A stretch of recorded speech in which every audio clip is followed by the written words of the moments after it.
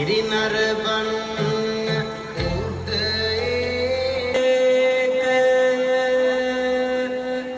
පවුමල පහ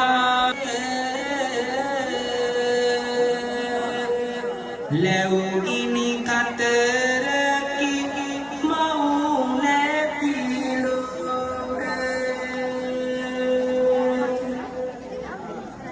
හිමා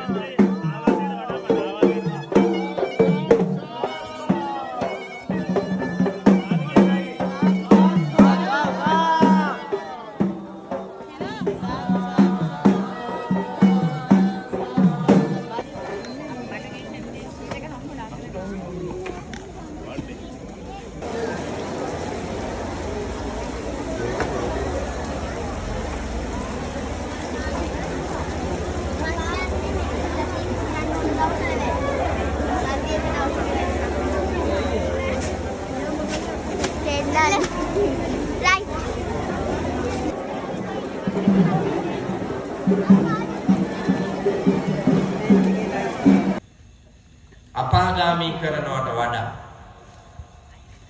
මේ ලෝතුරා බුදුරජාණන් වහන්සේ මේ ලෝකය අතාරින විදිහ නිගන්වුවේ. නමුත් අපි ඉගෙනගෙන නැහැ.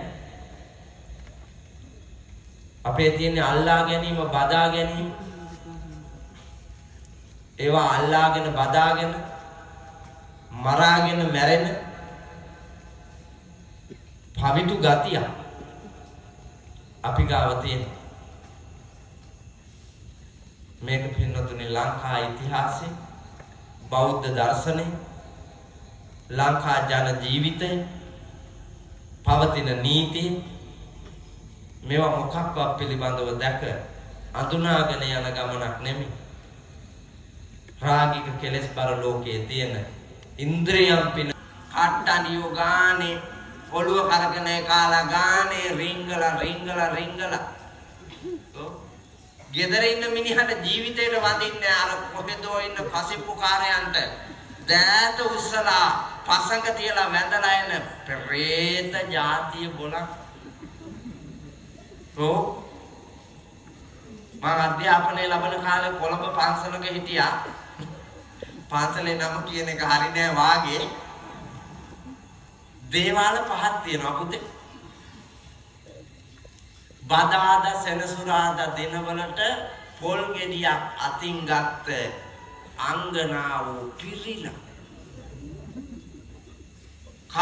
කපුරු පෙත්තක් තියා ගිනි තියනවා. ටැංකියක් තියනවා ලොකු.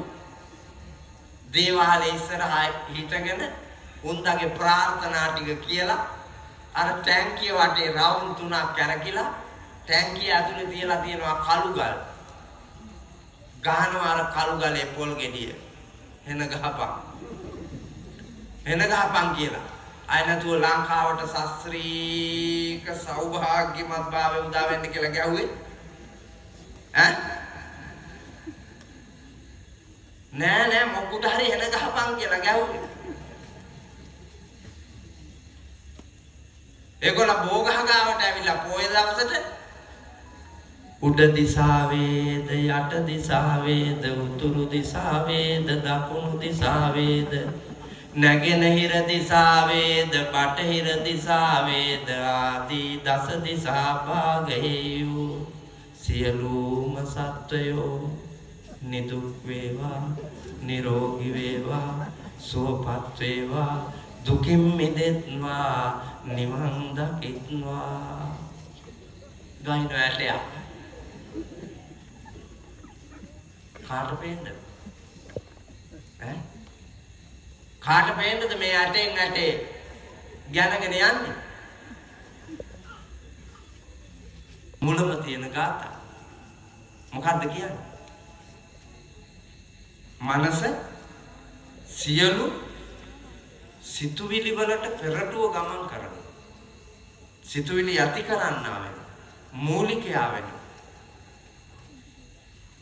හිත කය වචනය කියන තුන්දොර වෙහෙසවා පාපතර හැඟීමෙන් යමෙක් ක්‍රියා කරයිද ඔහු සංසාර ගමනේ භවයෙන් භවයට ඒ කර්මයාගේ ආදීනවයන් විඳින්න වෙනවා.